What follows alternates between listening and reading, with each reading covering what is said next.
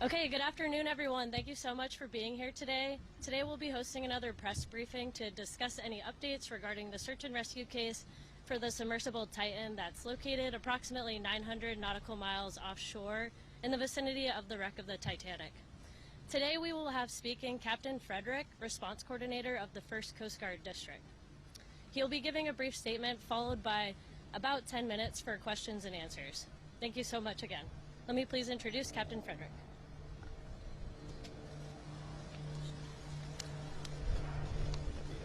Team up here.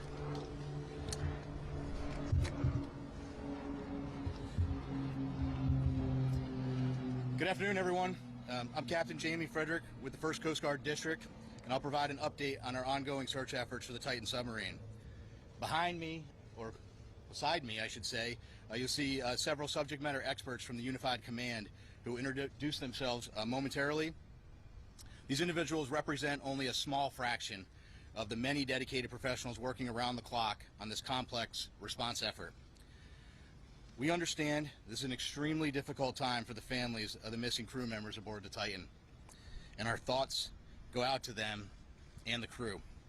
The Unified Command team is working tirelessly to bring all available assets and expertise to bear as quickly as possible in response to this complex operation. And we remain in close contact with the family members and the crew to ensure they are fully aware of our current and future search efforts. Additionally, we have been in close contact with the British and French Consulates General to ensure that they are fully appraised of our efforts, and we are ensuring that their concerns are being addressed.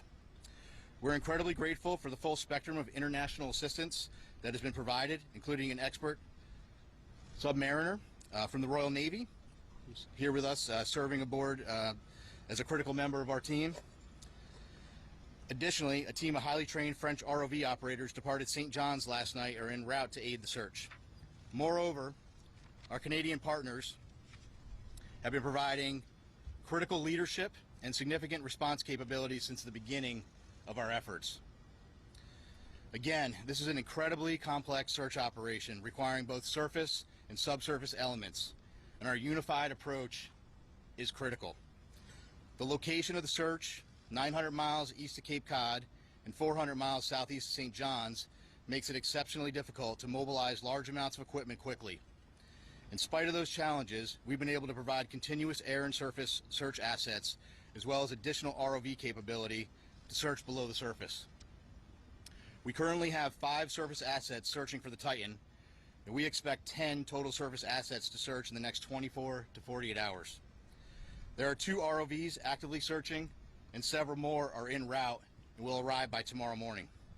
We've received incredible support with aviation assets from our Coast Guard Air Station in Elizabeth City, the Air National Guard, and Canadian Armed Forces. Today there are 2 back-to-back P3 flights. One is ongoing now as I speak, totaling 14 hours of continuous on-scene coverage, and 2 C-130 flights, also one ongoing now, throughout the day and into the evening. Yesterday, a Canadian P3 detected underwater noises in the search area. As a result, ROV operations were relocated in an attempt to explore the origin of the noises. Although the ROV searches have yielded negative results, they continue. Additionally, the data from the P3 aircraft has been shared with our U.S. Navy experts for further analysis, which will be considered in future search plans. The surface search is now approximately 2 times the size of Connecticut, and the subsurface search is up to 2.5 miles deep, exponentially expanding the size of the search area. We also have to factor in the ever-changing weather conditions, currents, and sea states that expand the search area every hour. There's an enormous complexity associated with this case due to the location being so far offshore, and the coordination between multiple agencies and nations. We greatly appreciate the outpouring of support and offers to provide additional equipment. The Unified Command continues to prioritize assets and resources in order to provide the best capability in the most timely manner. This includes weighing multiple factors to identify the most effective resources available to the response operation, with careful consideration to timeliness of equipment arriving on scene, usefulness and ability to deliver assets to the search area. Over the past 48 hours, we have, through incredible unity of effort, mobilized and implemented a tremendous amount of expertise and response capability. In addition to the ships and aircraft previously mentioned, we've dispatched 2 subject matter experts from U.S. Navy NAVSEA SUPSALV, who will serve as search coordinators on scene for underwater search operations. So I've been stressing unity of effort a lot in this statement, and that's because it is absolutely critical to this complex operation. Again, our thoughts and prayers are with the crew of the Titan and their loved ones. We will continue to work as hard and as quickly as possible in an effort to locate them. I will take a few questions, but before I do that, I do want I'm going to have each of the members of the team here just introduce themselves, and then I'll go ahead and take some questions. Okay. Good afternoon. I'm Paul Hankins. I'm the Director for Salvage Operations with the U.S. Navy's Supervisor of Salvage. Hello, I'm Carl Hartsfield from the Woods Hole Oceanographic Institute. Good afternoon. I'm Lieutenant Commander Rich Cantharia. I'm an exchange officer currently serving on the staff of Commander Submarines Atlantic at Norfolk, Virginia. Good afternoon, Lieutenant Commander Christy Butler, working closely with Captain Frederick from RCC Boston, Search and Rescue Mission Coordinator. Thank you. Thanks, Christy.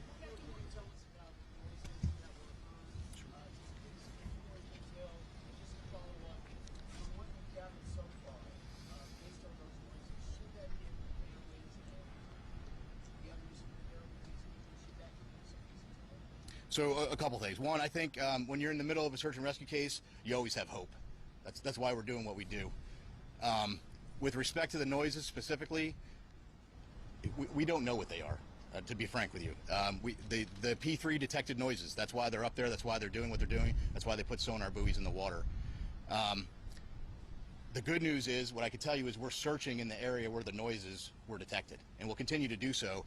And we hope that when we're able to get additional ROVs, which will be there in the morning, the intent will be to continue to search in those areas where the noises were detected, and if they're continuing to be detected, and then put additional ROVs down in the last known position where the search was originally taking place. Yeah, these noises were coming in regular 30-minute intervals as reported.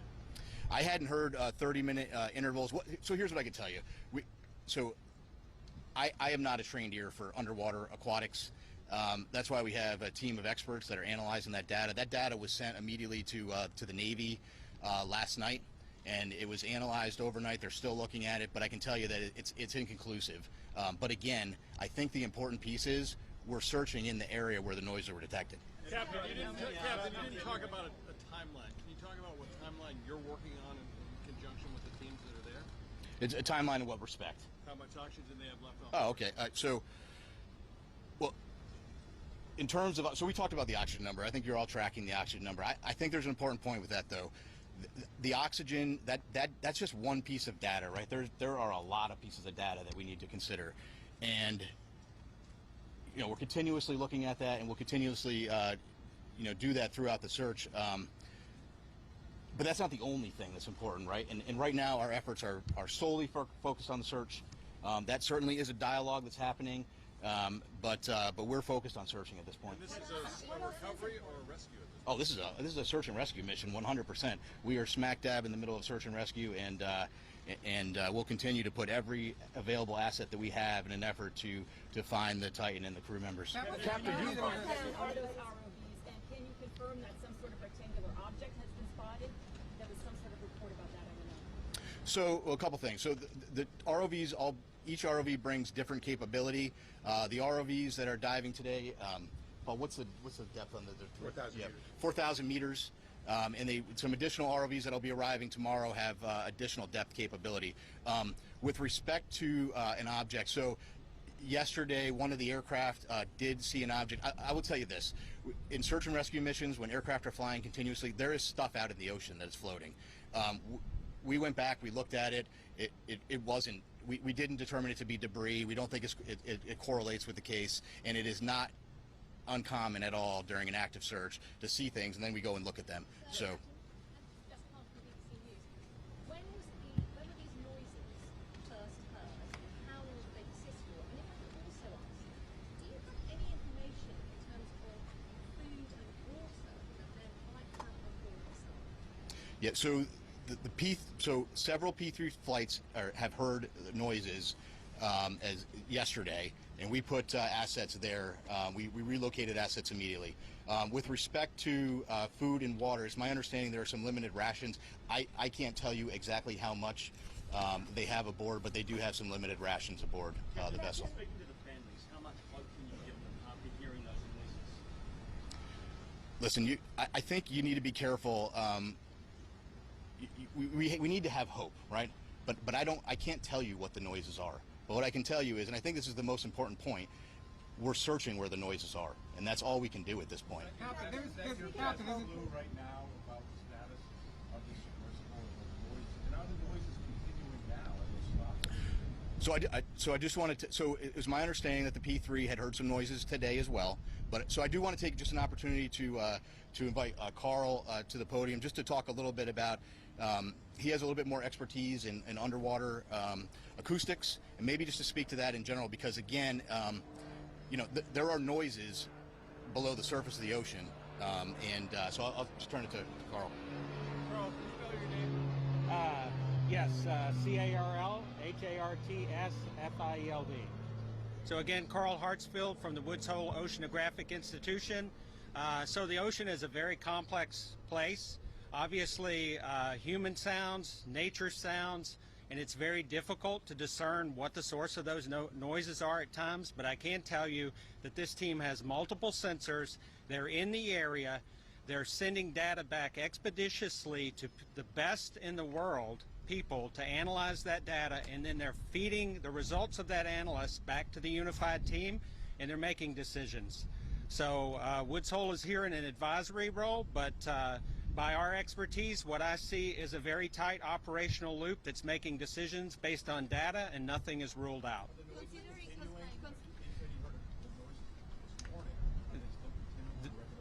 There have been multiple reports of noises, and every one of those noises is being analyzed, tracked, looked for patterns, and reported upon. Can you describe what the noise? Can you describe what the noise sounds like that they're hearing? Well, you know, the noises, again, very complex in the ocean. You have to be an acoustic analysis, and you have to have context. They're trying to put all the pieces together. The noises have been described as banging noises, but again, they have to put the whole picture together in context, and they have to eliminate potential man-made sources other than the Titan. Is it possible that a ship in the ocean, or even some mammals out there could mimic that kind of sound? So I can tell you from my experience with acoustics that there are sounds by biologics that sound man-made to the untrained ear, but I can assure you that the people listening to these tapes are trained. There are a lot of vessels in the area, and they each make noise, right? So all of that has to be eliminated, and it's analysis over time. Plus, as the captain said, the team is searching in the right area.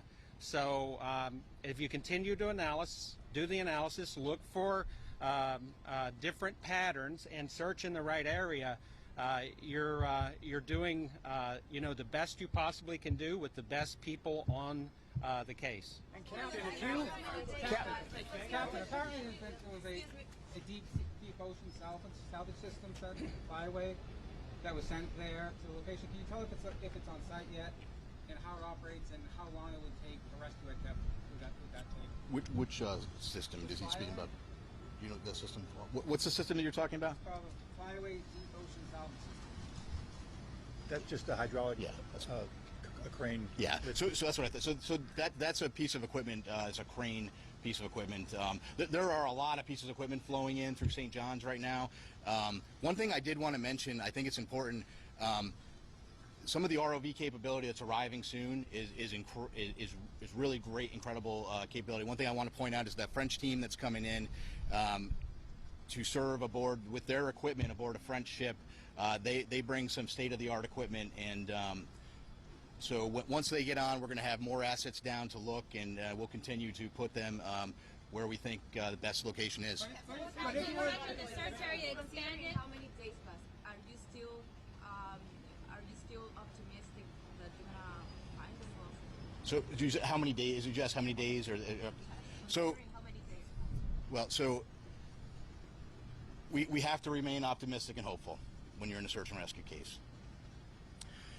So we're right in the middle of the search and rescue case. So I don't want to get into a discussion about when that would end with respect to this case. What I will tell you, though, I'm happy to explain to you kind of how that process were to work. You know, the Coast Guard prosecutes search and rescue cases on a daily basis, and sometimes we don't find what we're looking for, and you have to carefully consider all of the factors, and there are a lot of factors you consider.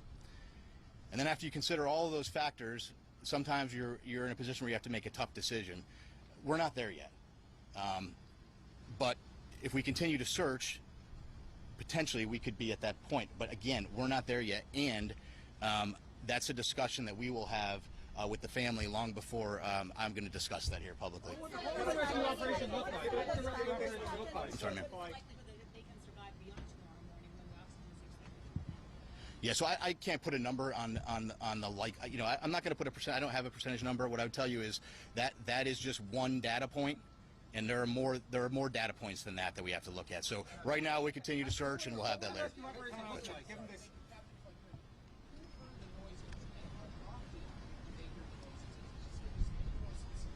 Sure. So the report. So the noises were heard by a Canadian P3, and that was this morning and some yesterday. I don't know specifically or they're 30-minute intervals, but again, I really think the important point to that is we're in the air, we're searching there. We moved assets and we're searching there, and we'll continue to do so. Go ahead.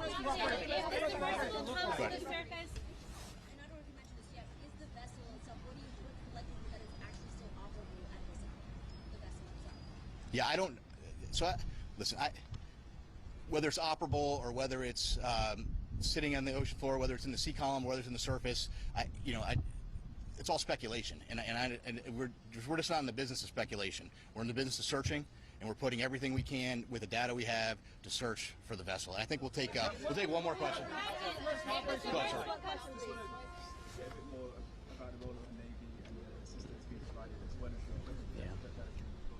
Yeah, so we asked for some additional subsurface support, and we got that through the Navy, through a liaison officer. He's just one of many team members, and we're greatly appreciative of the British government and all the support they've given us. Can we expect a daily update now on this? So I think the plan will be to do a daily like this. I'm not going to lock into that right now, but we'll keep you informed, and certainly if there's any major developments, we'll let you know. Thank you very much. Really, did you say submarine? Sir, are you saying submarines are assisting? Thank you so much for attending today's press briefing. That will conclude all questions. Is the Royal Navy submarine assisting?